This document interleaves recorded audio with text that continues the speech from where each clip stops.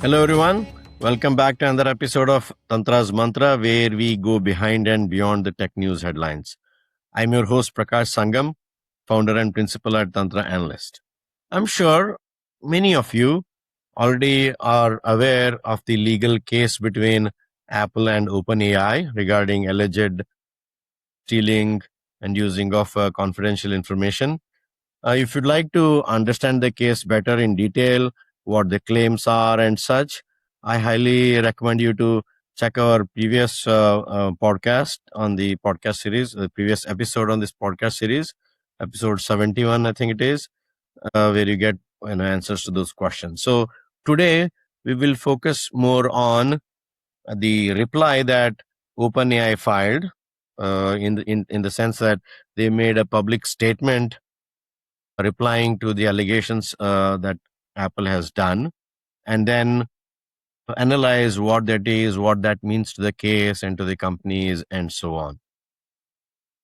Actually, in a highly publicized case like this, which has a lot of attention of all of the industry, the communication part of it is as important as the legal case in the court itself, in terms of setting the narrative, in terms of you know setting the opinions of the industry participants and others on your side or on certain topics and so on, becomes equally important as well.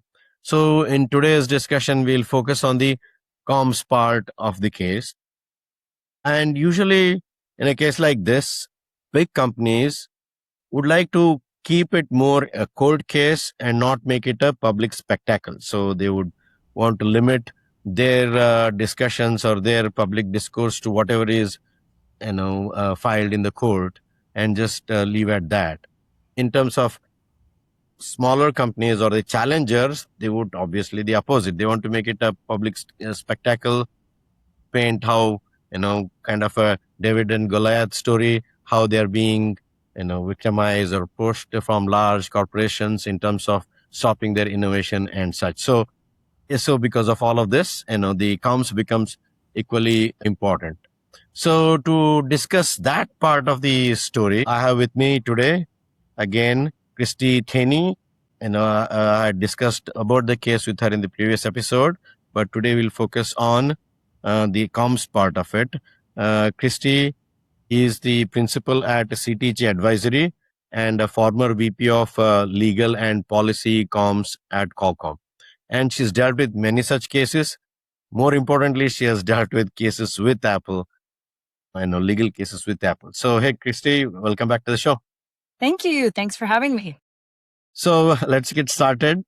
As I mentioned in the monologue, OpenAI, being a challenger in this case, has decided to fight the battle first in the public square rather than the court. What I meant is they basically filed a public reply rather than first filing the court filing, replying Apple's allegation. So what do you make of this? Well, it's been really interesting to watch, and there's been a ton of activity. So I'll try to be concise in how I go through everything. But as a communications expert and one who had a front seat and helped lead all of the communication strategy in Qualcomm's fight with Apple back from 2017 until the middle of 2019. And there were lots of things before that and lots of things after it. Yeah. Been particularly interesting to watch. I have to say, just sort of a shameless plug for OpenAI's team. They've done a magnificent job so far, which makes it even more interesting to watch, because I think what you're seeing is a company be very bold, very brave, very aggressive. And you don't always see the same kinds of communications tactics from larger, public, more established companies. To take a little more traditional corporate route in dealing with these things. I think consistent with OpenAI's reputation, their role as an innovator in their space, they are writing their own playbook in terms of how to manage this. And I think they're doing a good job so far. So what have they done since the complaint was filed? The complaint was filed a month ago. So you're not even seeing OpenAI ask for more time to get their ducks in a row and get out there and give a big response. They came out firing right away. Okay. And I think what was interesting to watch is the complaint was filed on a Friday, and by Monday, NBC News had a story, presumably provided to them by OpenAI's team, including primary documents, which showed that one of the key allegations in the complaint filed by Apple was, at least according to OpenAI's documents, factually inaccurate. And that had to do with this letter that Apple says in its complaint that it sent to OpenAI, reaching out to them to try to resolve some of their concerns. And they make a very strong point of saying OpenAI never responded. Well, OpenAI came right out of the gate and said, we did in fact respond. And here's the proof that we responded. And oh, by the way, you guys confused two different Asian names in the process. So that doesn't look good. And send the wrong person. Yeah. Now you've got Apple's attorneys, I mean, to be honest, having a little bit of egg on their face within 4 days of filing the lawsuit. Yeah. So if I'm on the Apple team, that's my thinking is, all right, that was an unforced error. Time to step back and make sure we don't make that same mistake again. And then also keeps them, in whatever they say in the public or even in the court, put them on the back foot. Yeah, right. So they have to be careful, doubly careful, triple check everything before they say or do anything. Yeah. And I think it underscores just how unbelievably careful you have to be in a case of this scale, and because of the public scrutiny. So social media is replete with comments and observations and assumptions and all kinds of stuff having to do with this lawsuit. So anytime you've got that much scrutiny coming to bear on a case, you obviously want to make sure you've got everything buttoned up perfectly. So OpenAI comes out swinging with their defense of that claim anyway. And then Apple doesn't waste any time in seeking a preliminary injunction in the case, which is Apple's ask to the judge, hey, listen, what OpenAI is doing is so egregious and causing us so much harm. We need you to issue an order right now, ordering them to stop, and then we'll continue litigating the case. So OpenAI will respond to that in another week or so. But in the meantime, OpenAI posts a pretty lengthy blog post on its website outlining how I think Apple's case is erroneous, and they also file what's called a motion to dismiss the whole lawsuit in its entirety on grounds that Apple just hasn't made a case, even at the pleading stage, for what they're claiming. So that's a lot of activity for a 30-day period and a lot of public commentary to go along with it. Yeah. So they have officially filed for motion to dismiss, correct? OpenAI filed its motion to dismiss last Wednesday on the 5th, and I think it hit the news on the 6th. So it's just in the last few days. But just to be sure, both request for injunction and of motion to dismiss, they are typical steps any company would do in such case, correct? Well, it depends. I mean, every company is going to handle it a little differently, and each one obviously is figuring out where they ultimately want to go with this case. Yeah. But it wasn't surprising to me at all that Apple came right out of the gate with that request for a preliminary injunction. And if you don't ask for a preliminary injunction in a case like this, you might get criticized for that down the road. Correct. Yeah. I mean, it's pretty hard. It's pretty hard to argue irreparable harm, but then sort of sit on your hands and let that harm allegedly continue for months and years while your case is pending. So that wasn't surprising. I would say these are the check marks on their to-do list in any case, in my view. So we'll talk about the next steps in the injunction and the motion to dismiss in a little bit. But so from OpenAI's perspective, looking at their comms strategy, if you are in their comms team and leading it, what would you be thinking, and what would be your short-term goal? What do you want to achieve? Because ultimately, things will be lost or won in the court based on the merits of the case, but the communication piece is equally important in terms of setting narrative and such. So what is their short-term goal, maybe for next few weeks till they file the court filing, and then they're in the court for this discussion, both the motions? if it were me, my goal would be to seize the narrative early. And I think OpenAI has done a good job with that so Okay. far. There's a Okay. lot of time left in this case, but I think what you want to do if you have the opportunity, and that's harder to do when you're on the defense side, Yeah. is to shape the narrative quickly and Hmm. back it up with documents and anything else that you can point to as objective proof of what you're saying, Yeah. and provide that to the media and analysts like you and others who can then go write stories and commentary about it. So the earlier Okay. you do that, the better. And, Apple, I think, did their complaint, to me anyway, looked like it was drafted to achieve the same objective. It was very Hmm. factually oriented, Hmm. uh, and pretty clear and easy to understand. So I suspect that was their goal too. But OpenAI has gone outside of the boundaries of the formal litigation with a Hmm. blog, with providing documents to reporters and others, and they seem to be taking a more comprehensive approach to grabbing that narrative, shaping it early, and then just continuing to hammer it. And as I said, it's kind of a typical, I would say, a response from an established player versus a challenger, right? If you're established, you want to keep it, factual. Say, okay, it's like the court case. It's just another court case. We'll deal with it, in the courts. Not make it a public spectacle. But on OpenAI side, they want to make it a public spectacle. So now, from Apple's perspective, if you're leading their comms team, what would you be thinking, and what would be your short term goal, knowing that, with this initial salvo and their misstep, OpenAI seem to have some headway in the public opinion space? At least we'll see how that plays out in the courts, but from the com side, what would you do if you're on the Apple side? I think even though Apple is a big established company, I think I'm sure they knew going into this that it was going to be a very public fight. Of course, yeah. OpenAI is one of the leaders in the AI space. They've Hmm. filed for their IPO. They've got their affiliation with Johnny Ive and the anticipated products that the two Hmm. companies are working on together. So Apple and OpenAI, even OpenAI had its own agreement with Apple. So these two companies have a lot of connections out in the public anyway. So if I'm Apple and I'm their comms team, I'm thinking about, what is this going to look like in the so-called court of public opinion? How are people Hmm. going to perceive us versus OpenAI? Yeah.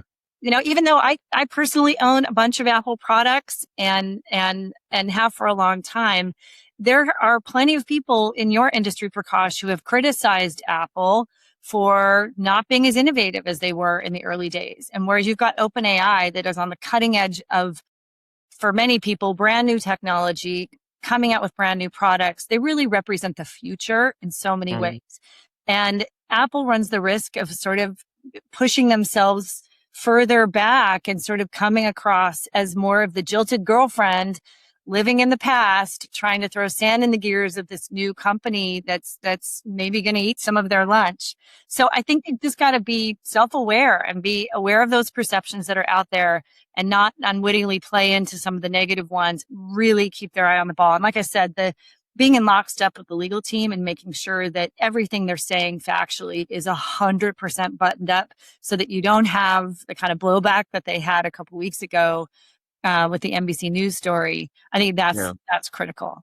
Yeah. So you know, in terms of public opinion, you don't want to be perceived by public or the industry at large that you are impeding innovation, right? That benefits general public, right? So you don't want to be seen as somebody stopping innovation, helping the public good, right? So that they have to keep it in mind from Apple point of view. So considering that, do you think, or should they, or should they not publicly reply to this public blog that OpenAI has posted, or should they say, okay, no, we know, and it's a public spectacle that they want to create. Why do we put more, fuel into the fire? Instead, keep quiet. Let's fight this case in the court rather than in the public square. I think it's a great question. I think it is all the more critical at this stage, given what's already happened in the last 30 days, that Apple focus on winning on the merits. I mean, listen, if they win in court, it's going to make life much more difficult for OpenAI. So you can have this sort of theater happening around the lawsuit, which can shape public perception and cause Apple some heartburn in the short term. But if they win in court, I think ultimately that's really what matters. I mean, they've got to make sure they don't win the battle and lose the war in terms of their own reputation and perception. But Okay. if they can prove that OpenAI is doing something wrongful, then OpenAI's, that's a tough spot for them to be in. So I think, again, I wouldn't respond tit for tat to the blog and all of that. I think I would take a step back, make sure I've got everything buttoned up, and get ready for that next round of law in motion and the hearing in October, and really come in with a tight message. Yeah. So I mean, I think so. In a way that they're not going to gain much by making it a spectacle. I think they basically will keep in mind that it doesn't affect their brand and their reputation of hurting an innovator, right? So Right. somehow balance the two, that not making it a public spectacle, but also making sure their brand is not damaged because of this, right? So it's an interesting and a delicate balance that they have to maintain. So in terms of this public opinion and public posturing or setting narrative or what you want to call it, does it really matter when it comes to a court decision? Or they can the time is on their side, right?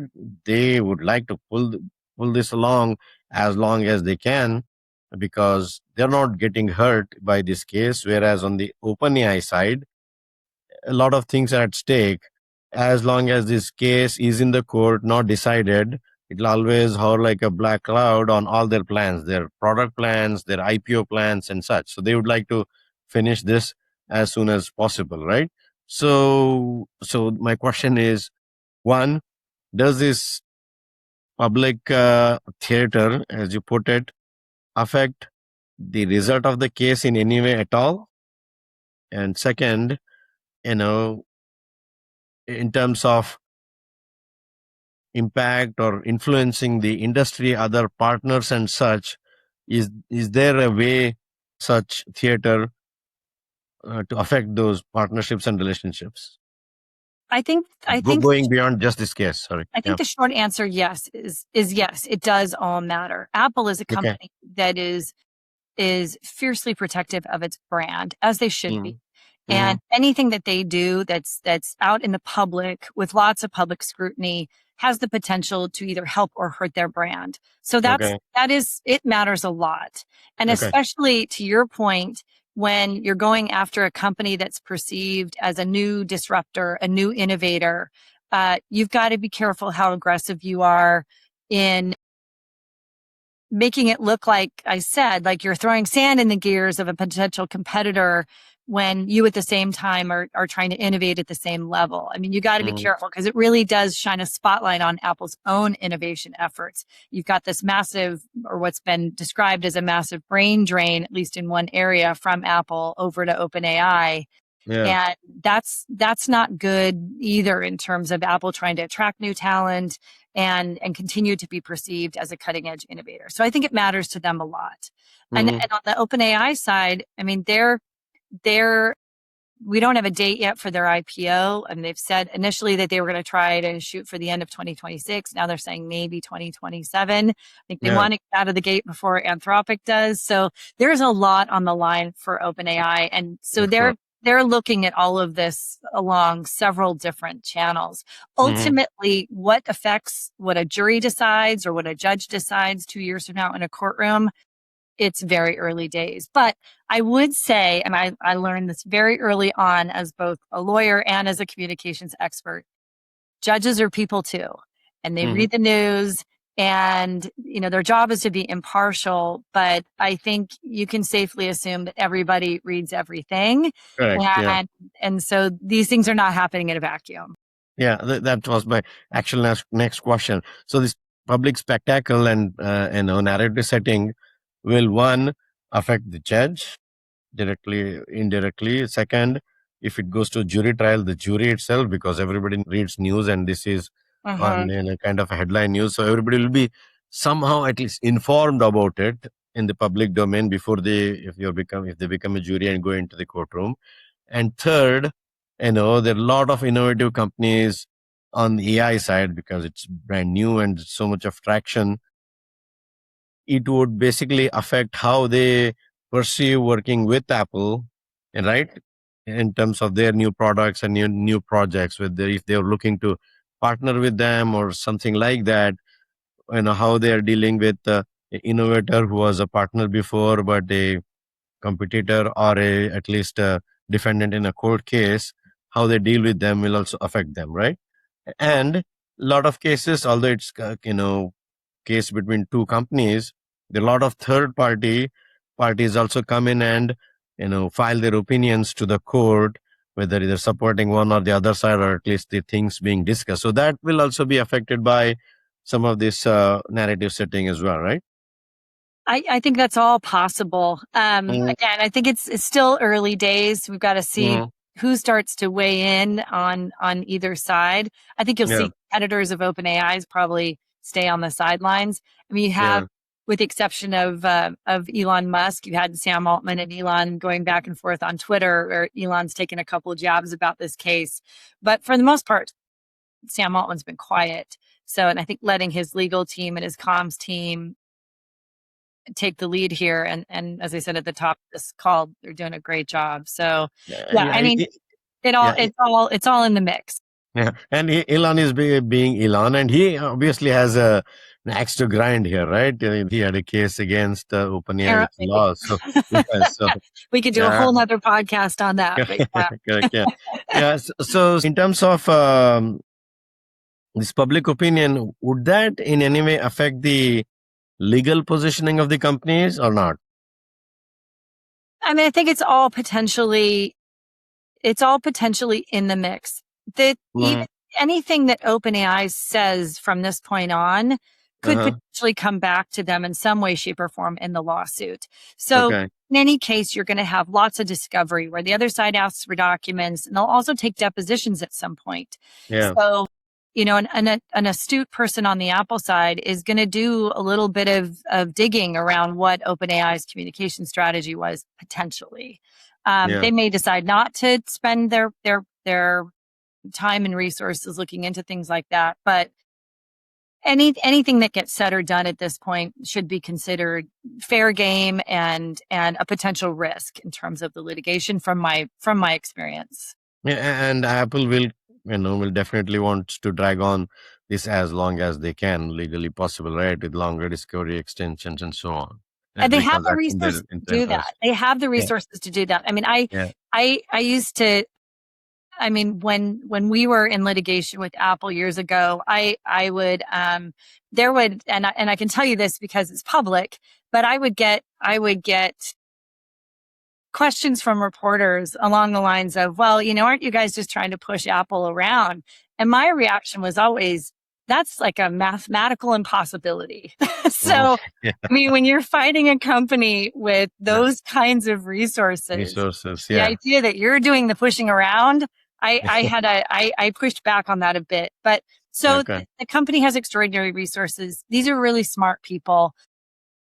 I think it is way too early to take anything for granted. And whether or not Apple wants to drag it on, I think remains to be seen. If they start to see that this is doing reputational harm, maybe they pull the plug. They have done that before in other cases. They have brought similar cases to this and walked away. So correct. So basically, public positioning and narrative building and how it affects your brand and such are a key determinants on how hard they fight, right? So I mean, these are public companies, at least in the case of Apple, and brand matters, reputation matters. I mean, innovation is the core. Innovation is the reason all these people get out of bed in the morning. Correct.